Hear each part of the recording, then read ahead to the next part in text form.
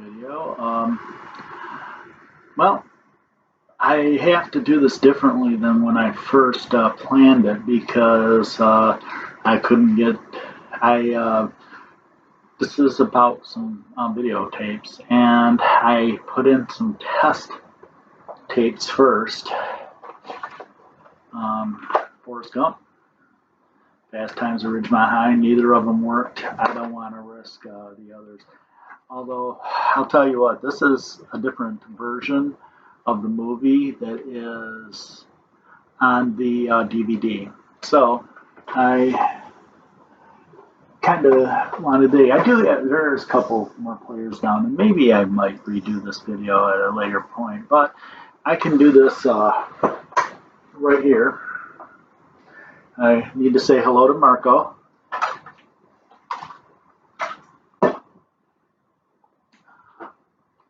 So I do have a question for Marco. No, I don't. No sense getting into politics any more than I have to. With that being said, the the subject of today is videotapes. Um, I I thought my player was going to work, but it didn't work the last time I played one in it. But that's been 3 years. So, well, there, like I said, there's a couple others down there that I could test out, but uh, at this point, I'll just make the video and thing and pray to God that someday they release these versions in on DVD or Blu-ray or whatever. Okay, my first one up is actually the last one I got. This is the Woodstock movie, and pretty sure it's a standard version. If I'd have planned this out better, I would have gotten my Blu-ray and my DVD of the movie, which are both director's cuts, by the way. I do have a standard definition of this, but it's I bought it from Amazon, and the split screening doesn't work too well at all. But in any case, lost my glasses. Up front,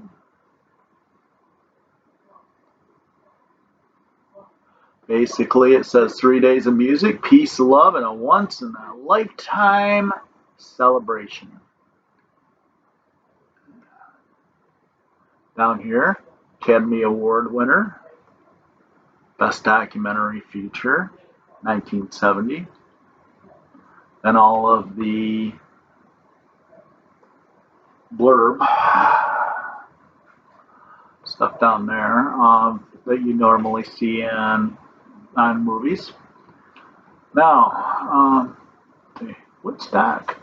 We are starboard, we are dust, we are gone together. Okay. Show you this. Joan Baez. Okay. And Joni is here too. What it says is a once in a lifetime memories and music of the greatest rock concert ever.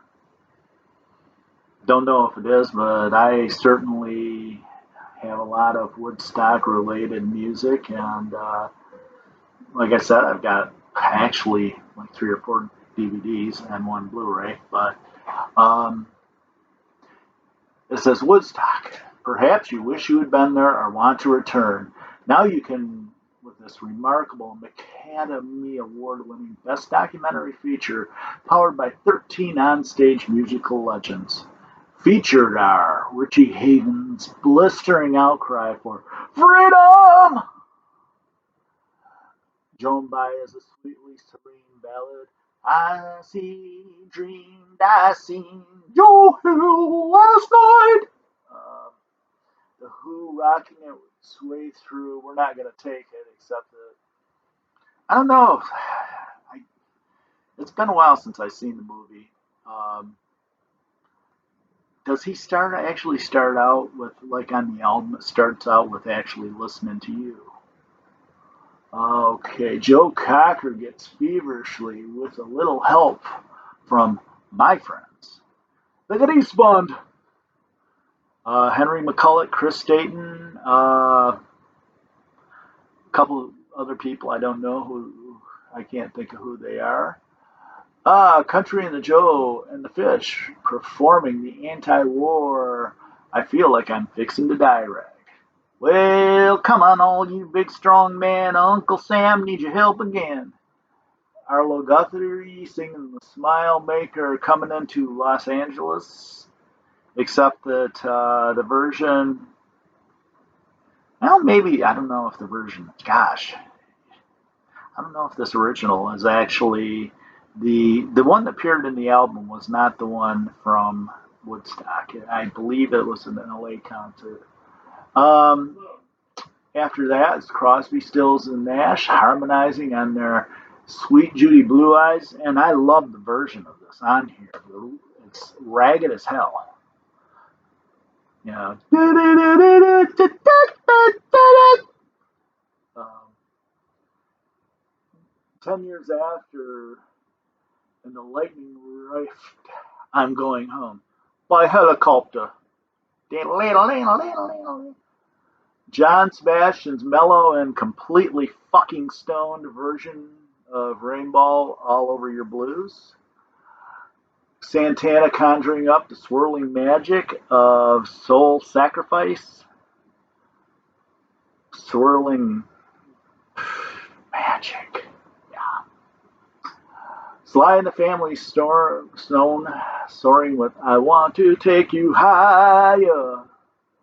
And then finally it says Jimi Hendrix unleashing his wailing dive bomb of the Star Spangled Banner. Now, the music, the moments, they're all here in the landmark concert event that will forever symbolize 60s culture. To a certain extent, I think. This movie, and actually the concert itself, it took a while, but it was definitely a triumph of capitalism. Um, Basically, two guys were out there looking for. They're two rich young dudes wanting to spend some money and looking something to spend some money on, and the whole thing basically is they were talked into. Um, I want to say it was at first. I think it was just Michael. God, what the fudge is his name? Michael, the big old hair and everything. Wasn't me. I don't have big old hair. Michael Lang. Michael Lang. He uh, put together an idea of in a studio of certain extent. He met these guys and he introduced them to Artie Kornfeld, who was a producer, writer, A&R dude, and I don't know if this is totally true. But I mean, I would think so because it's great record. But supposedly his greatest claim to fame is "The Rain, the Park, and Other Things" by the Cowsills. You know, the song about the flower girl. I ain't gonna sing it. So, but anyway, they then somehow or another it became a concert. Then they were about ready to lose their ass, and but then they sold the movie rights, which allowed them to do some things, but not others. And Then the movie came out and it was a freaking huge success. And in fact, what does it say? Academy Award winner, Best Documentary Feature, 1971. And it became the legend that it is today. It's not. I remember. It's kind of funny because I remember it as a kid. My seeing it on the news, and it was like the old people were just all blah blah blah. I mean, not so much maybe in town, but all around, and it was. Then my I don't know. Supposedly my uncle Sam, that would be your dad, Shaylin. He supposedly got as far as he supposedly got as far as the uh, bridge in Niagara Falls, maybe, or over to Buffalo or whatever, and they just basically told him to turn around because it was such the highways and byways and everything was just a fucking mess. So whether that's true or not, I don't know because Sam's not alive anymore to give an affirmation or tell us he was bullshit. There was other stories he basically told us were bullshit that we thought of as the gospel when we were children, but that's beside the point. And so, um, got this at a record show, very cheap. Um, One of these days, like I said, I'm gonna watch it. There is two VCRs, other VCRs around in the house. Maybe I should look. Did you see Chloe go by? The next thing this is the last thing before that I bought was the Beatles anthology.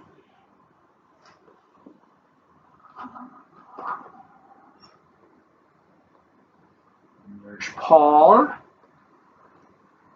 You come around here, there's John, and well, the rest of them I just see John in that picture. You gotta love how they cut Pete Best out of here. Although Pete is this, I believe, is Pete here.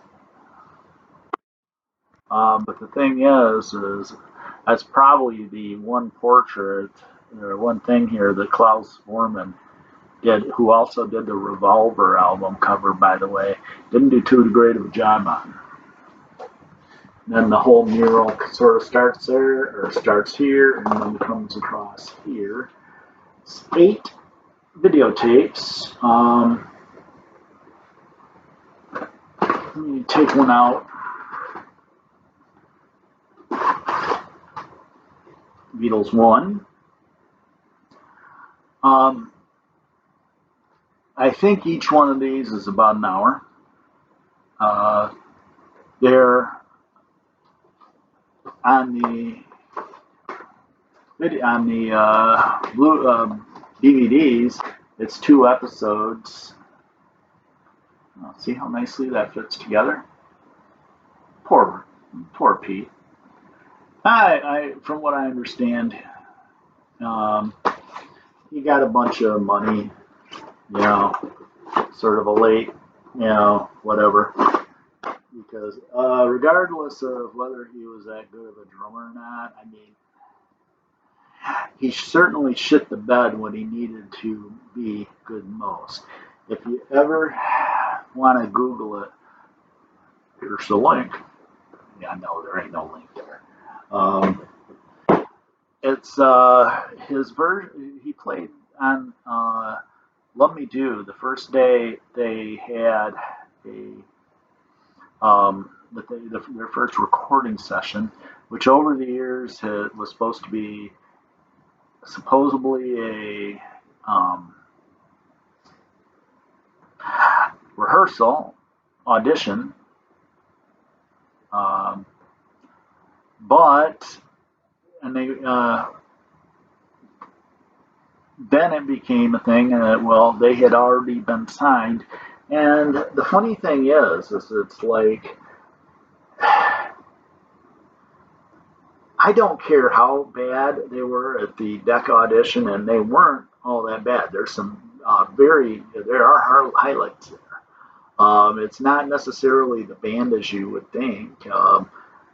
The To me the biggest highlight on the deck audition is Three Cool Cats, and George sung a couple others that were that take good care of my baby, and I believe Crying Waiting Hoping. Again, I do these off the cuff and I don't think about it, but if somebody wants to fact check me, go ahead. And but the thing is it was a couple different things.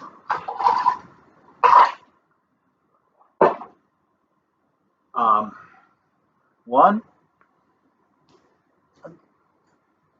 Decca had another audition. I don't know if it was the same day, but it was with Brian Poole and the Tremolos, who really got going after, at least in America, they got going after Brian Poole left, and they had two just monster, freaking great ass hits. One, a cover of Cat Stevens' "Here Comes My Baby, Here She Comes Now," and the other one, of course, is their version of "Silence Is Golden," which is the B-side of "Ragdoll." Fact check that for me. Um, but in any case, Brian Poole left, the Tremolos left, and the Beatles went to EMI. All sorts of good shit happened, and George Harrison told the Decca label head, Dick Rowe, to to sign the Stones, and he wasn't gonna fuck up twice. So anyway, that probably takes us up to the end of tape one. Holy shit! Yeah, tape. Um, so anyway, and the last one I wanted to show you is the Complete Beatles. The thing with the Complete Beatles is that it is a history of the Beatles, of course, and it has a lot in common with us. The story, as I understand it, is that Neil Aspinall, who was ostensibly the Beatles' manager, head manager, whatever, after Apple died, or the big part of Apple, whatever, he started to make a documentary about the Beatles called The Long and Winding Road. This would have been like in the early 70s, and somehow the people who seen this, who were making this rather, saw a copy of it, and they kind of took a couple of things from it. For example, the both movies and Peter Jackson's Get Back, by the way, all start out with early shots of Liverpool. I think these two are like the shipping yard areas. But what this does is it uses just tons of different people that the anthology. Basically, it's the Beatles, Neil Aspinall. I want to say Derek Taylor and George Martin. That's the only people who are interviewed. And with this, it's just all over the place. You got see if there's a list here.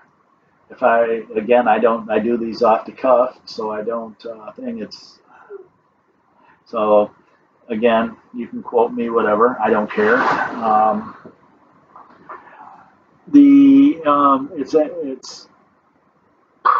it's narrated by Malcolm McDowell, and again, Judge Martin appears in this.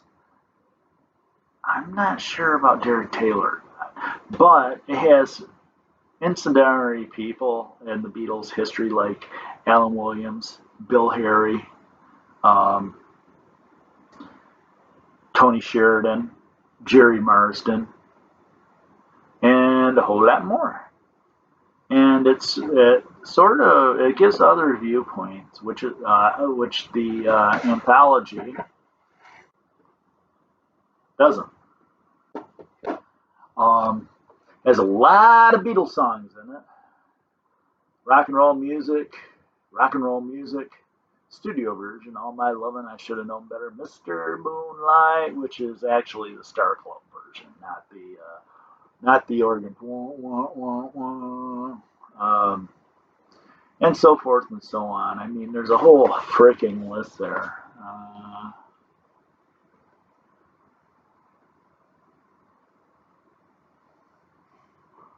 You came to me one summer night.